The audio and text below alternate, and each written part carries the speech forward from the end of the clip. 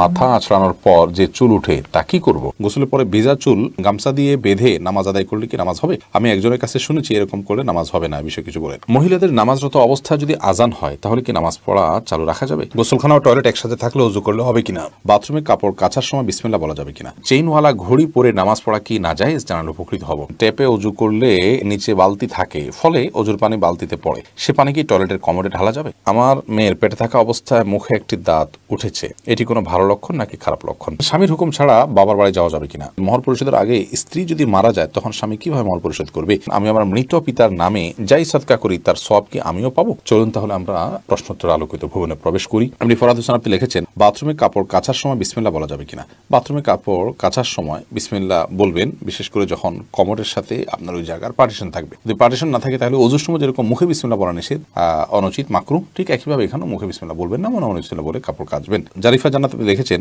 গোসলের পরে ভেজা চুল গামছা দিয়ে বেঁধে নামাজ আদায় করলে কি নামাজ হবে? আমি একজনের কাছে শুনেছি এরকম করলে নামাজ হবে না, বিষয়ে কিছু বলেন। না, এরকম করে নামাজ হবে না এমন কোনো কথা নেই। আপনি একজন নারী হিসেবে আপনার পুরো শরীর আপনাকে ঢেকে নামাজ পড়তে হবে, শুধুমাত্র মুখমণ্ডল এবং দুই হাতের কবজি আপনি খোলা রাখবেন। এর বাইরে অন্য কোনো শর্ত নেই। আপনি গামছা দিয়ে ঢাকেন বা গামছা দিয়ে বেঁধে তার উপর দিয়ে অন্য একটা কাপড় দিয়ে ঢাকেন, কোনো অসুবিধা নেই। এরপরে কাজী ফাতিমা আপনি লিখেছেন, মহিলাদের নামাজরত অবস্থা যদি আজান হয় তাহলে কি নামাজ পড়া চালু রাখা যাবে? কোনো অসুবিধা নেই। আজান হওয়া হলে নামাজ বন্ধ করে ফেলতে হবে, কোনো কথা নেই। আপনি নামাজ পড়ছেন, ইতিমধ্যে আজান শুরু হয়ে গেছে, আজান মুয়াজ্জিন সাহেব দিতে থাকুক, এদিকে আপনার নামাজ আপনি কন্টিনিউ করতে থাকেন, কোনো সমস্যা নেই। এরপর জেসমিন আক্তার আপনি লিখেছেন, গোসলখানা ও টয়লেট একসাথে থাকলে ওযু করলে হবে কিনা? বাসা যদি গোসলখানা এবং টয়লেট একসাথে থাকে সেক্ষেত্রে ভেতরে ওযু করলে ওযু হয়ে যাবে, কিন্তু উত্তম হলো কমোড এবং টিপের মাঝে কোনো পার্টিশন না থাকলে, আড়াল না থাকলে সেক্ষেত্রে বাইরে ওযু করবেন, এটা হলো উত্তম। কিন্তু যদি ভিতরে ওযু করেন তাতে ওযু হয়ে যাবে, কোনো অসুবিধা নেই ইনশাআল্লাহ। সৈয়দ আবু হায়দার আপনি লিখেছেন, চেইনওয়ালা ঘড়ি পরে নামাজ পড়া কি নাজায়েজ? জানালে উপকৃত হব। না, চেইনওয়ালা ঘড়ি পরে নামাজ পড়লে যেটা নাজায়েজ হবে এমন কোনো কথা নেই। সাবির ইয়াসমিন জান্নাত আপনি লিখেছেন, স্বামীর হুকুম ছাড়া বাবার বাড়ি যাওয়া যাবে কিনা? আপনি যেহেতু স্বামীর সংসারে থাকেন, অতএব তার সুবিধা অসুবিধা, তার প্রয়োজন ইত্যাদি বিষয় থাকতে পারে, সেই কারণে তাকে আপনি বলে যাবেন। কিন্তু স্বামী আপনাকে আপনার বাবার বাড়ি যাওয়া থেকে বঞ্চিত করে রাখবেন, যেতে দিবেন না, আটকে রাখবেন এবং তার খেয়াল খুশি মতো সে আপনাকে আপনার বাবা মার সাথে সাক্ষাৎ করা থেকে বিরত রাখবেন, সে অধিকার কিন্তু তার নাই। সেটা যদি তিনি করেন তাহলে তিনি অন্যায় করছেন। তবে হ্যাঁ, অবশ্যই আপনি চেইন অফ কমান্ড, একটি ফ্যামিলির পারস্পরিক যে বোঝাপড়া, সেটা যেন ভালো তো একজন আপনি বলে যাবেন, এবং এই বলে যাওয়ার মধ্যে ভদ্রতা, এই বলে যাওয়ার মধ্যে নিজেদের বোঝাপড়া যে আছে সেটির প্রমাণ হয়। বিধায় এটাকে দোষণীয় মনে করা যে আমি তাহলে কি বন্দী হয়ে গেলাম, এরকমটি মনে করার কোনো কারণ নেই। কাজল আইডি থেকে আপনি লিখেছেন, ওযু করার পরে কি আয়নায় মুখ দেখলে ওযু ভেঙে যাবে? না, কোনো অসুবিধা নেই, ওযু ভাঙবে না। এমডি আবুল কালাম আপনি লিখেছেন, মহর পরিশোধের আগে স্ত্রী যদি মারা যায় তখন স্বামী কিভাবে মহর পরিশোধ করবে? তার পক্ষ থেকে দান সদকা করে দিবেন, কিন্তু উচিত হলো জীবদ্দশাতেই মহর পরিশোধ করা। এরপর আমির হামজা আপনি ইউটিউব চ্যানেলে আমাদের প্রশ্ন করেছেন, আমার মেয়ের পেটে থাকা অবস্থায় মুখে একটি দাঁত উঠেছে, এটি কোনো ভালো লক্ষণ নাকি খারাপ লক্ষণ? সন্তান গর্ভে থাকা অবস্থায় যদি মুখে দাঁত উঠে সেটা কোনো খারাপ বা ভালো লক্ষণ নয়। এটার ডাক্তারি কোনো ব্যাখ্যা আছে কিনা সে ব্যাখ্যা আপনি জানার চেষ্টা করবেন। এর বাইরে এটাকে অন্তত কুলক্ষণ মনে করার কোনো সুযোগ নেই, কারণ ইসলাম আসলে কোনো কুলক্ষণে বিশ্বাস করে না। আফরোজা ইসলাম রানী আপনি লিখেছেন, নতুন ঘরে বসবাস করার আগে মিলাদ পড়ানো জায়েজ কিনা? নতুন ঘরে বসবাস করার আগে কোনো মিলাদ পড়াবেন না, এরকম কোনো নির্দেশ আমাদেরকে দেয়নি। আপনি নতুন ঘরে ওঠার সময় বিসমিল্লাহ বলে আল্লাহর নাম নিয়ে উঠে যাবেন। এর জন্য আলাদা কোনো আনুষ্ঠানিকতা আপনাকে করতে হবে, কোনো বাধ্যবাধকতা নয়। হ্যাঁ, আশপাশের লোকজন বা এলাকার মানুষ কিংবা আত্মীয় স্বজনকে ডেকে আপনি দাওয়াত খাওয়াতে চান আপনার খুশি একটা উপলক্ষে, সেটা সম্পূর্ণ আপনার ব্যাপার, শরীয়তের কোনো বিশেষ নির্দেশ নাই। আর এর জন্য মিলাদের আয়োজন করতে হবে কোনো নির্দেশ ইসলাম আমাদেরকে করেনি। আইরিন সুলতানা মাহি আপনি লিখেছেন, ট্যাপে ওযু করলে নিচে বালতি থাকে, ফলে ওযুর পানি বালতিতে পড়ে, সে পানি কি টয়লেটের কমোডে ঢালা যাবে, কোনো অসুবিধা নেই, বরং ঢালাটাই উত্তম। বিশেষ করে কমোড পরিষ্কারের জন্য, টয়লেট পরিষ্কারের জন্য বা কোনো গাছ ইত্যাদি থাকলে সেগুলোর গোড়ায় পানি দেওয়ার জন্য, যে কোনো কাজে আমরা এই পানিটা ব্যবহার করাই উচিত। কারণ ওযুর যে পানিটা, এই ব্যবহৃত পানিটা, এটা অন্য কাজে লাগানোটা কোরআন হাদিসের দৃষ্টিকোণ থেকে কোনো নিষিদ্ধ কিছু নয়, এটা নাপাক নয়। এটা আমরা হয়তো এটার মাধ্যমে পবিত্রতা অর্জন করতে পারবো না, কিন্তু অন্য যে কোনো কাজে আমরা ব্যবহার করতে পারবো। ধরুন কমোড পরিষ্কার করা কিংবা বাথরুমের ভেতরের অংশ পরিষ্কার করার জন্য পানি ঢালতে পারি, কোনো অসুবিধা নেই, কারণ এই পানিটা নাপাক নয়। এরপরে নুসরাত মাহি আপনি লিখেছেন, আমি আমার মৃত পিতার নামে যাই সদকা করি তার সওয়াব কি আমিও পাবো? আপনার মৃত পিতার নামে যে সাদকা আপনি করবেন, আশা করা যায় আল্লাহ রাব্বুল আলামিন আপনাকেও এক্সট্রা হিসাবে তার সাদকার সওয়াব দিবেন। কারণ আপনি যেহেতু পরিশ্রম করেছেন, আপনি যেহেতু কষ্ট করেছেন, আল্লাহ রাব্বুল আলামিন সেজন্য আপনাকে বঞ্চিত করবেন না। কারণ আল্লাহ রাব্বুল আলামিন কাউকে তার পরিশ্রমকে পণ্ড বা ব্যর্থ হতে দেন না। যতক্ষণ পর্যন্ত সেটি আল্লাহর সন্তুষ্টির জন্য হবে এবং সঠিক নিয়মে হবে। আফিফ হাসান শুভ, আপনি লিখেছেন টাকাতে ছবি থাকে, বুক পকেটে রেখে নামাজ পড়া যাবে কিনা? যাবে, কোনো অসুবিধা নেই, কারণ সেটা প্রদর্শিত হচ্ছে না, ভেতরে আছি।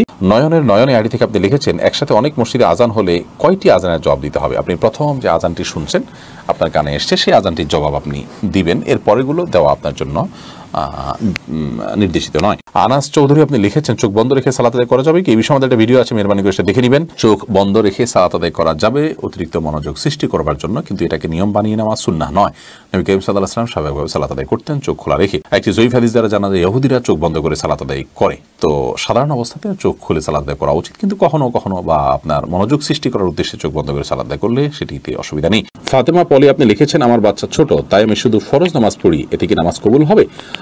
অন্য কারো সহায়তা নিয়ে আপনি সুন্নাত নামাজ পড়া উচিত। মাঝে মধ্যে যদি এরকম হয় যে অন্য কেউ না থাকে এবং আপনি অনন্য উপায় হন, ফরজ সালাত ছাড়া কোনো কিছু পড়ার সুযোগ নাই, বাচ্চা অনেক বেশি দুষ্টমি করে বা কান্নাকাটি করে বা অসহনীয় পর্যায়ে চলে যায়, তাহলে সেক্ষেত্রে করতে পারেন, কিন্তু নিয়মিত এটি করার কোনো সুযোগ নেই। যেহেতু বাচ্চা যখন ঘুমে থাকে তখন আপনি করতে পারেন, বাচ্চাকে ঘুম পাড়িয়ে নিতে পারেন সালাতের সময়, অন্যের সহায়তা নিতে পারেন, অথবা হালকা পাতলা কান্নাকাটি থাকলে সেটাকে সহ্য করতে পারেন। অনেকে বাচ্চার প্রতি এত বেশি মায়া করেন যে বেশি মায়া করতে গিয়ে ইবাদত বন্দেগীর ক্ষেত্রে অনেক ছাড় তিনি দিয়ে নেন, যেটা উচিত নয়। হাফেজ মোহাম্মদ আরিফ বিল্লাহ, আপনি লিখেছেন ঘড়ি কিংবা চশমা পরলে নামাজ পড়া যাবে কি না? ঘড়ি বা চশমা পরা অবস্থা নামাজ পড়া যাবে, কোনো অসুবিধা নেই। শাহিদুল ইসলাম লিখেছেন টয়লেটে কোরআন আয়াত মনে আসলে কি করণীয়? টয়লেটে কোরআন আয়াত যদি মনে আসে তাহলে সেক্ষেত্রে কোনো অসুবিধা নেই, বিশেষ কোনো করণীয় নেই, মনে আসবে ওটা ভাববেন, ভাবনাতে কোনো অসুবিধা নেই টয়লেটে। তানজিনা বেগম, আপনি লিখেছেন সংসারের শান্তির জন্য কি করতে পারি? সংসারের শান্তির জন্য প্রথমত আল্লাহর বাধ্যতার মধ্য দিয়ে জীবনকে কাটানো উচিত, হারাম কাজ থেকে নিজেকে বাঁচিয়ে রাখা উচিত, এটা শান্তি আসার জন্য প্রধানতম কাজ। দ্বিতীয়ত হলো, কারণ হারামে আরাম আসে না, এই জন্য হারাম থেকে বেঁচে থাকতে হবে।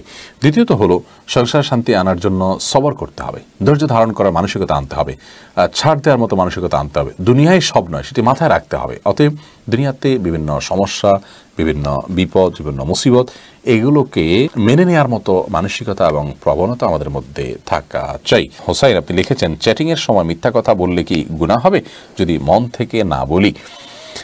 মিথ্যা সর্বাবস্থায় গুনাহ, মন থেকে না বললেও সেটা গুনাহ হবে। এরপরে নাইম নূর লিখেছেন মসজিদের ভিতরে কথা বললে 40 বছরের ইবাদত নষ্ট হয়ে যায়, কথাটা কি সঠিক? না, এরকম কথা কোনো দেশে আছে বলে আমার জানা নেই।